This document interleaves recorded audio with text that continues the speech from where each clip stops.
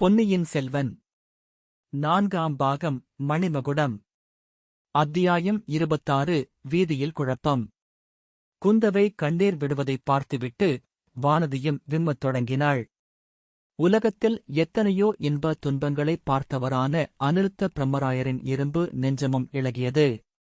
தாயே, சக்கரவர்த்தி இப்போது படும் கஷ்டங்களுக்கெல்லாம் காரணமானவன் இந்தப் பாவிதான். என்ன பிராயச்சித்தம் செய்து அந்தப் பாவத்தை தீர்த்துக் கொள்ளப் போகிறேனோ தெரியவில்லை என்றார்.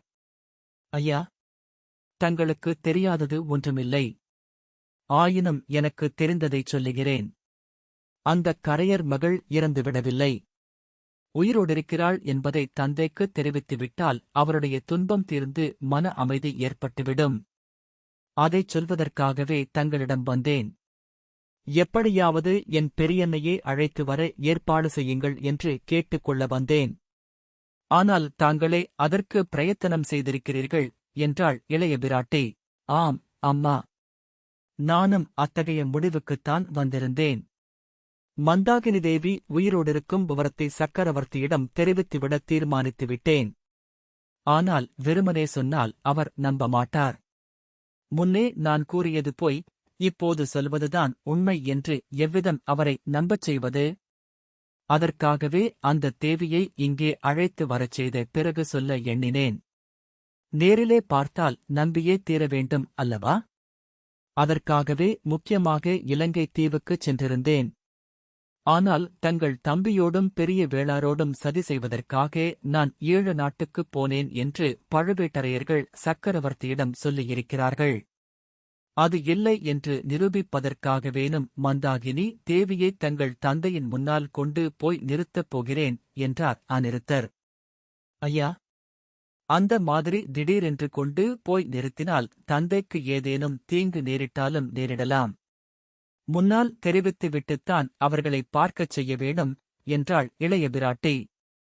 ஆம் ஆம், அவ்வாறுதான் செய்ய உத்தேசித்திருக்கிறேன். இந்த வீட்டுக்கு மந்தாகினி தேவி வந்து சேர்ந்ததும் போய்ச் சொல்லலாம் என்று நினைத்தேன்.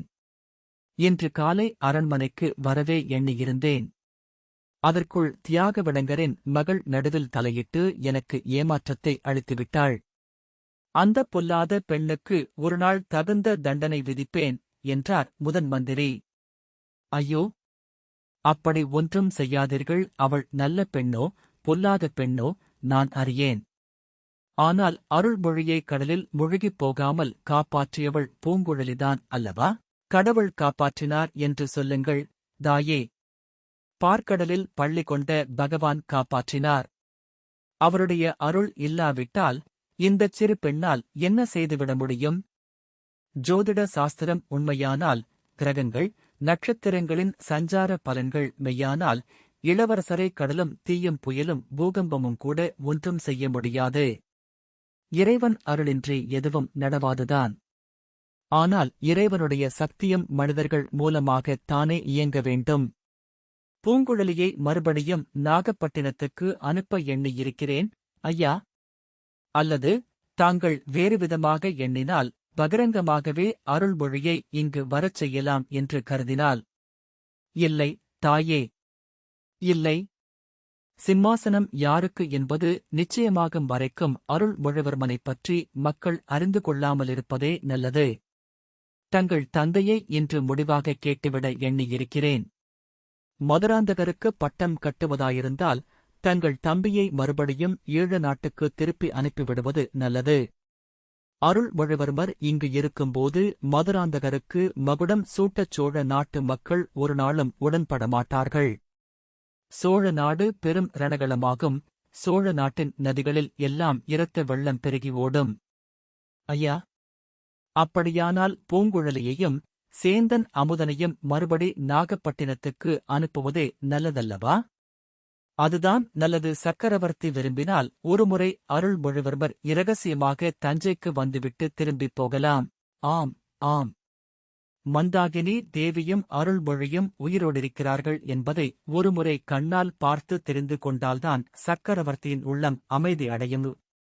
பெரிய இளவரசரைப் பற்றி தங்கள் தந்தைக்கு எவ்வித கவலையும் இல்லை அல்லவா? இல்லவே இல்லை. ஆதித்த கரிகாலனுக்கு அபாயம் விளைவிக்கக் கூடியவர்கள் இந்த உலகத்திலேயே இல்லை என்று சக்கரவர்த்தி நம்பியிருக்கிறார். தாங்கள் என்ன நினைக்கிறீர்கள் ஐயா? எனக்கு என்னமோ அவ்வளவு நம்பிக்கை இல்லை. போர்க்களத்தில் பெரிய இளவரசர் அசகாய சூரர்தான். ஆனால் மற்ற இடங்களில் அவரை ஏமாற்றுவதும் வஞ்சிப்பதும் கஷ்டமல்ல. பழுவேட்டரையர்கள் அவரை விரோதிக்கிறார்கள். பழுவூர் இளையராணி அவருக்கு எதிராக ஏதோ பயங்கரமான இரகசியச் சூழ்ச்சி செய்து வருகிறாள். இந்த 2 செய்திகளையும் கரிகாலருக்கு என் சீடன் மூலம் சொல்லி அனுப்பினேன். ஆயினும் பலன் இல்லை. தஞ்சாவூருக்கு எவ்வளவு சொல்லியும் வர மறுத்தவர் கடம்பூர் சம்புவரையர் மாளிகைக்குப் போயிருக்கிறார். ஐயா, பழுவூர் இளையராணி எங்கள் சகோதரியாயிருக்கக்கூடும் என்று நான் என் தமையனுக்கு செய்தி அனுப்பியிருக்கிறேன். அருகிலிருந்து காப்பாற்றும்படியும் வாணர் குலத்து வீரருக்கு சொல்லி அனுப்பினேன். ஆகா, வல்லவரையர் மட்டும் இப்போது இங்கே இருந்திருந்தால் நாகப்பட்டினத்துக்கு அனுப்பியிருக்கலாம். அந்த பிள்ளை ஏதாவது சங்கடத்தில் அகப்பட்டுக் கொள்ளாமலிருப்பதற்கு நானும் என் சீடனை அனுப்பியிருப்பேன். இப்போது கூட தாங்கள் பூங்குழலியை அனுப்பினால் பின்னோடு திருமலையையும் அனுப்ப உத்தேசிக்கிறேன். போனவர்கள் இன்னும் வந்து சேரவில்லையே? என் பெரியன்னை வந்துவிட்டால் என் நெஞ்சிலிருந்து முக்கால்வாசி பாரம் இறங்கிவிடும் ஐயா. அவர் வந்தவுடனே தாங்கள் என் தந்தையைச் சந்தித்துச் சொல்லி விடுவீர்கள் அல்லவா? நான் என் அன்னையிடம் ஆதியிலிருந்து எல்லாக் கதையையும் சொல்லியாக வேண்டும். ஆகா, மலையமான் மகளுக்குத்தான் எத்தனை மனத்துன்பங்கள்! அதோடு திருக்கோவலூர் கிழவனுக்கு இதெல்லாம் தெரியும்போது அவன் என்ன செய்யப் போகிறானோ? தன் பேரப்பிள்ளைகளுக்கு பட்டம் இல்லை என்று தெரிந்தால் இந்த நாட்டையே அழித்து விடுவேன் என்று ஒருவேளை மலையமான் கிளம்பக்கூடும். என் பாட்டனாரை சரிக்கட்டும் வேலையை என்னிடம் விட்டுவிடுங்கள். இந்த பெண் வானதி இருக்கிறாளே, இவளுடைய பெரிய தகப்பனாரைப் பற்றித்தான் எனக்கு கவலையாயிருக்கிறது. கொடும்பாளூர் பெண் சோழ சிங்காதனத்தில் ஒருநாள் வீற்றிருக்கப் போகிறாள் என்று அவர் ஆசை கொண்டிருக்கிறாராம். இந்த பெண்ணின் மனதிலே கூட அந்த ஆசை இருக்கிறது. வானதி இப்போது குறுக்கிட்டு ஆத்திரம் நிறைந்த குரலில் அக்கா என்றாள். அந்தச் சமயத்தில் வானதி மேலே பேசுவதற்குள் பூங்குழலி உள்ளே பிரவேசித்தாள். அவள் தனியாக வந்தது கண்டு 3 பேரும் சிறிது துணுக்குற்றார்கள். கரையர் மகளே, உன் அத்தை எங்கே? திருமலை எங்கே? என்று முதன் மந்திரி பரபரப்புடன் கேட்டார். ஐயா, என் கர்வம் பங்கமுற்றது. நான் சொல்லிப் போனபடி அத்தையை இங்கு கொண்டு வந்து சேர்க்க முடியவில்லை. நீங்கள் போவதற்குள்ளேயே காணோமா? அல்லது வருவதற்கு மறுத்துவிட்டாளா?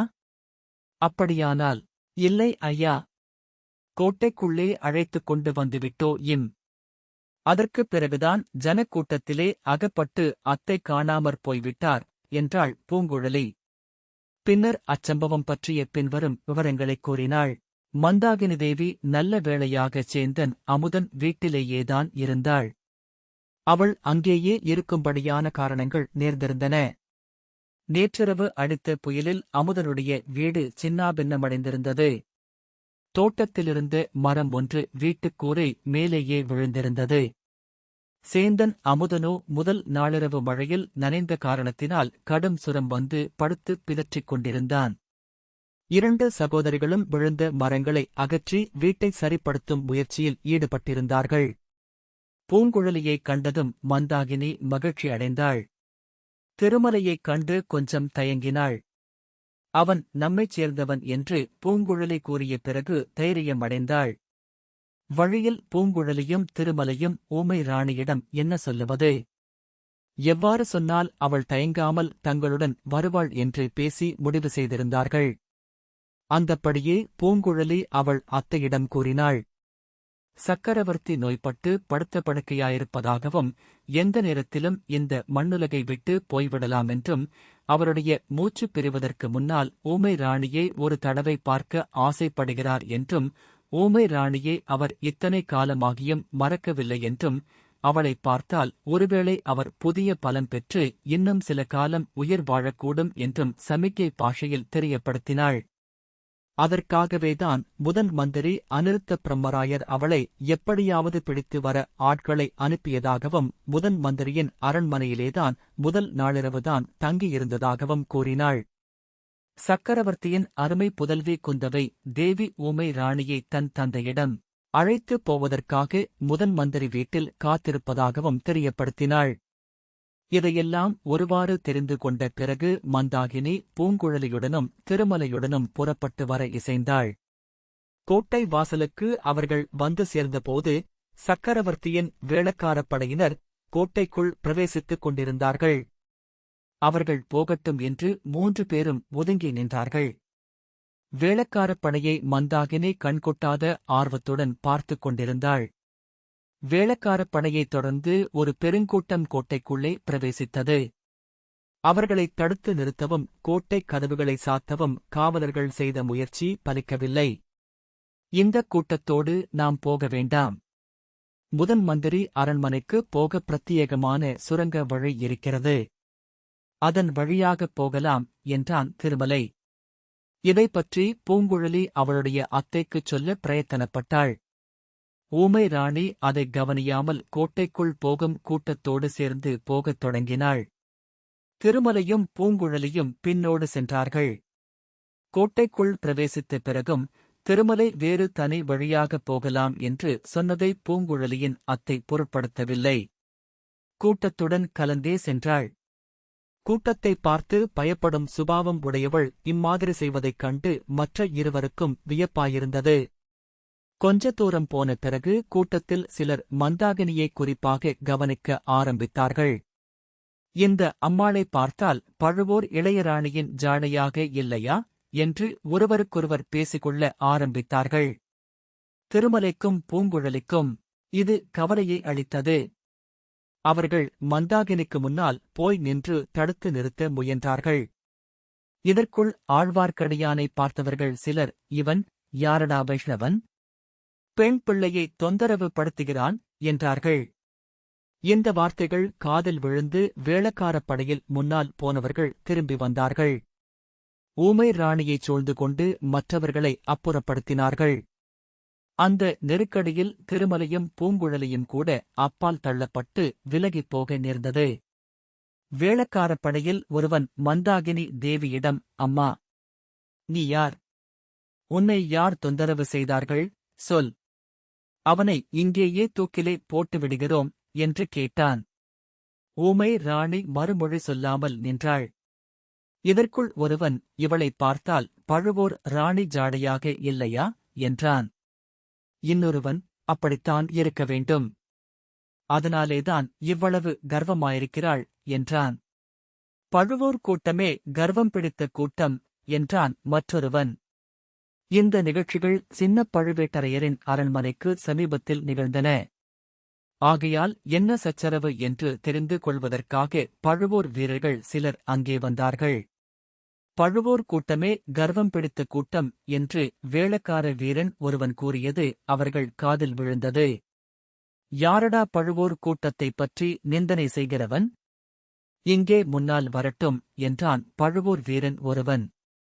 நான் தானடா சொன்னேன். என்னடா செய்வாய் என்று வேளக்கார வீரன் முன் வந்தான். நீங்கள்தானடா கர்வம் பிடித்தவர்கள், உங்கள் கர்வம் பங்கமடையும் காலம் நெருங்கிவிட்டது என்றான் பழுவூர் வீரன்.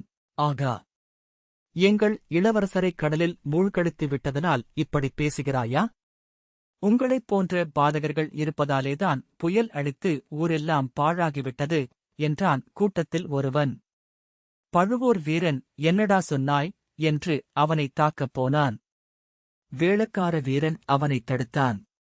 பின்னர் கூட்டத்தில் கைகலப்பும் குழப்பமும் கூச்சலும் எழுந்தன. பழுவூர் வள்ளல்கள் வாழ்க என்று சிலரும், 3 உலகம் உடைய சுந்தர சோழ சக்கரவர்த்தி வாழ்க என்று சிலரும் கோஷமிட்டார்கள். கொடும்பாளூர் வேளார் வாழ்க, திருக்கோவலூர் மலையமான் வாழ்க என்ற குரல்களும் எழுந்தன. அச்சமயத்தில் சின்னப் பழுவேட்டரையரே குதிரை மீது ஆரோகணித்து அங்கு வந்து சேர்ந்தார்.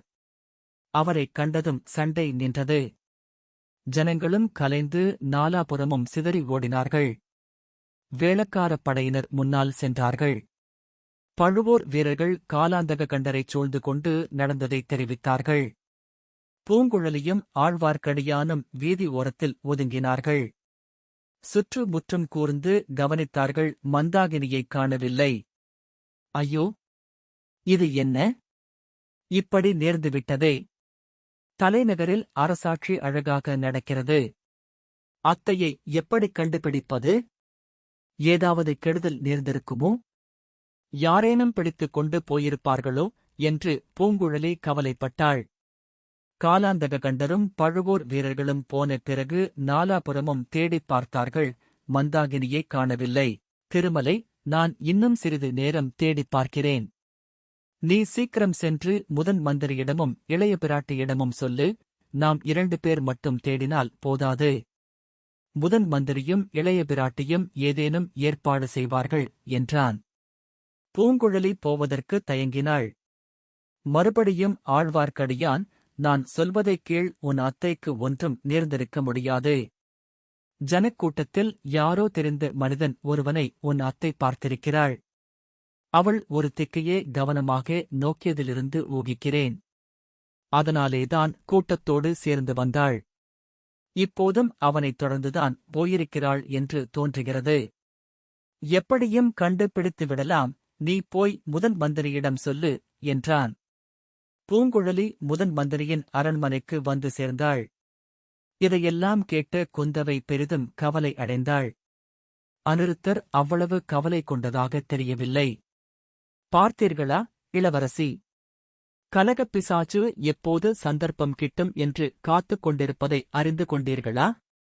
அருள்மொழிவர்மர் உயிரோடிருக்கிறார் என்று தெரிய வேண்டியதுதான். ராஜ்யமெங்கும் தீ மூண்டுவிடும் என்றார். தாங்கள் முதன் மந்திரியாயிருக்கும் வரையில் அப்படி ஒன்றும் நேராது. இப்போது என் பெரியன்னையைப் பற்றிச் சொல்லுங்கள். நான் பயந்தது போலவே ஆகிவிடும் போலிருக்கிறதே. அவரை எப்படிக் கண்டுபிடிப்பது என்று கேட்டாள். அந்தக் கவலை தங்களுக்கு வேண்டாம். கோட்டைக்குள் வந்து விட்டபடியால் இனி நான் அறியாமல் வெளியில் போக முடியாது. அதற்குத் தக்க ஏற்பாடு செய்துவிடுகிறேன். தேடவும் ஏற்பாடு செய்கிறேன்.